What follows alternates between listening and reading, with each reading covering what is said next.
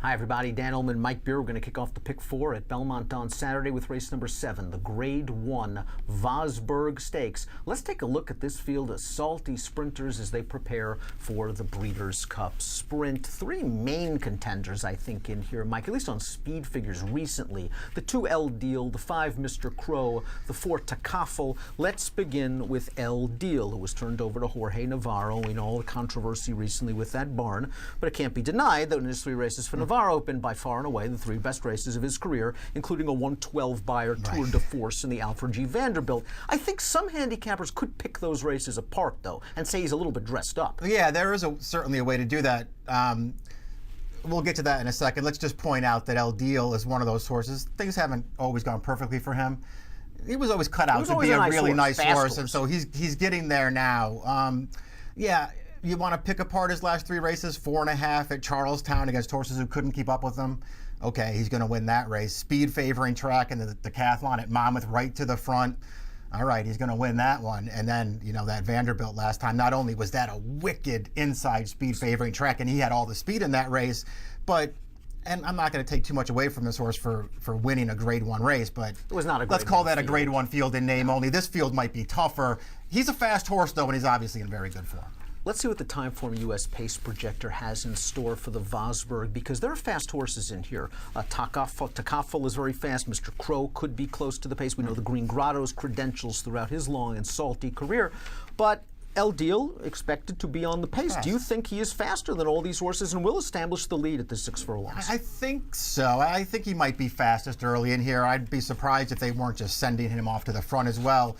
Do I think Takafel is fast enough to go with him early? Yes, I do. I don't know if they want Takafel to go after this horse early and, you know, sort of hook him up right from the start, but I feel like if they decide to get really aggressive with Takafel, he can keep up with that horse early. Takafel's past performance is sort of Dr. Jekyll and Mr. Hyde. Mr. Hyde, every time they've tried to go long with him, it just doesn't work out. He is a true blue sprinter, and he tasted defeat for the first time in the sprint ranks last time out in the Jerkins, although, listen, he ran his eyeballs out, I thought, on the lead, and it took probably the best one-turn 3-year-old in the country in Practical Joke, who got a great trip, by the way, to beat him. Yeah, perfect trip and ride for Practical Joke, and he just happens to be a really good horse, too. I thought Takafel ran great in that race.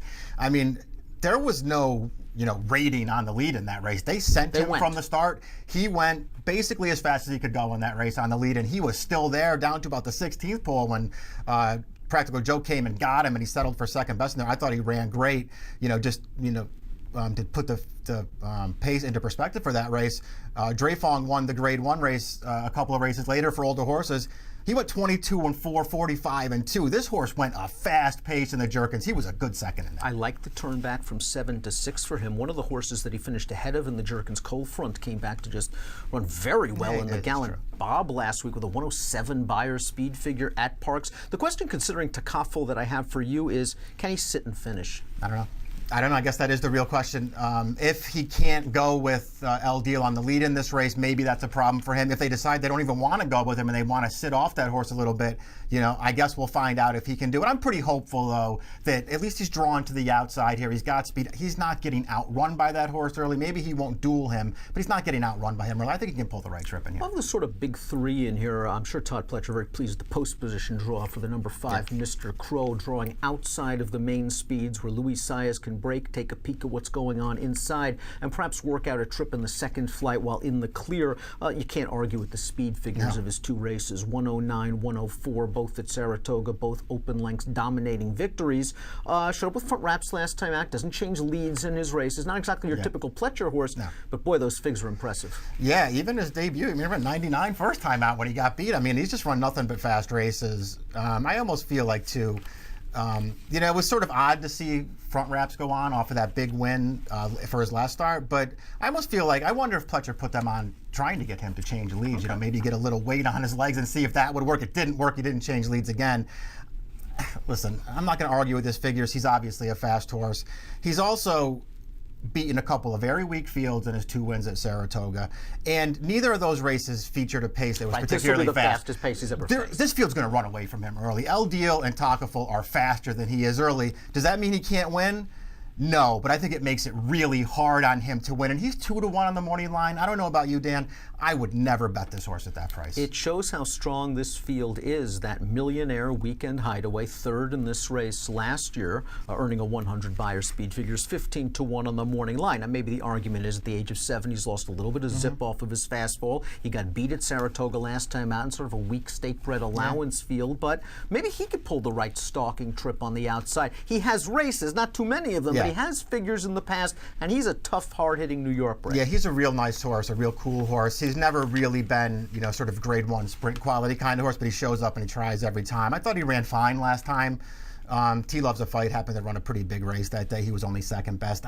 I still don't think he can beat this field, but he's a really nice horse. I wouldn't be surprised to see him get third. Another Millionaire is 20-1 on the morning line. That is the New Jersey bred Green Grotto, who tried to run with El Deal early last time out in the Vanderbilt and just didn't have that kind of speed. I don't think they're going to change tactics. I think Kendrick Carmouche is going to break and try to utilize this horse's potent early speed. Can he at least hurt El Deal? Maybe he can. He couldn't do it last time. He just couldn't keep up with that horse. And I do sort of look at Green Grotto, even though he's more of a front-running sprint kind of horse, he doesn't have that kind of gas, I don't think. I'd be surprised if he could keep up early. It's a really cool horse, though. 2 wins this year, a grade 3 and a grade 1. He got a little lucky to win the grade 1, but he got it.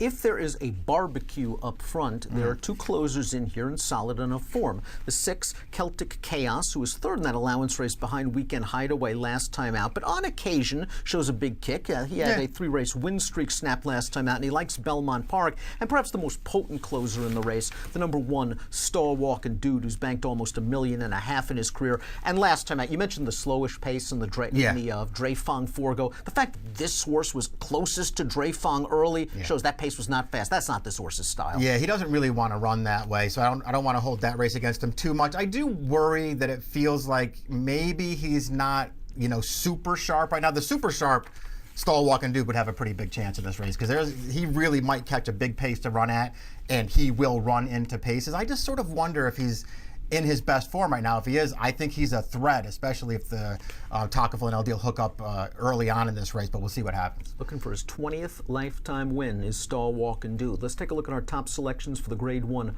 Vosburgh Stakes, race number 7 at Belmont on Saturday. Mike, you're going with Takaful. I'm a big fan of this horse. I just think that El Deal might be able to run away from him early, and in the form that El Deal's been in early, I'm not sure I want to be on the chase. I know you think he can pull a trip. Yeah, we'll see. I don't know if I want him to be on the chase either.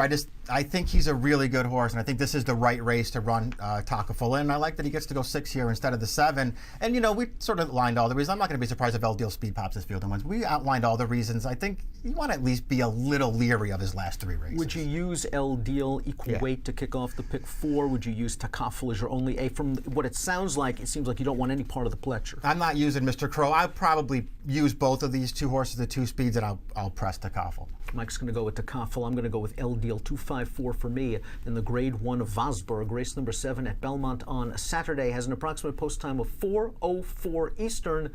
Best of luck.